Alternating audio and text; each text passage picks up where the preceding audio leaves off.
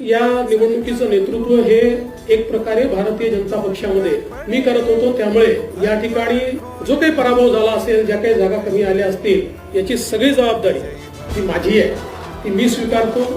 मी हे मान्य करतो की कुठेतरी मी स्वतः याच्यामध्ये कमी पडलेलो आहे आणि ती कमतरता भरून काढण्याचा प्रयत्न पूर्णपणे करणार आहे।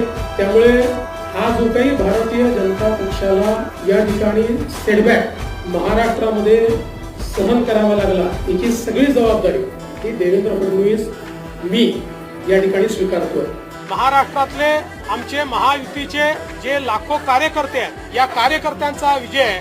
मी तरी चाणक्य वगैरे काही नाही, मी भारतीय जनता पक्षाचा साधा कार्यकर्ता आहे। माझा पक्ष मला ताकद देतो, माझ्या पाठीशी उभा राहतो, म्हणून मला हे सगळं करता येतं। आमच्या पक्षातले जे वेगवेगळे नेते आहेत, हे सगळे नेते माझं नेतृत्व मान्य करतात, म्हणून मला पुढे जाता येतं। त्याच्यामुळे चाणक्य वगैरे नाही, खरं सांगितलं, हे जे काही आम्ही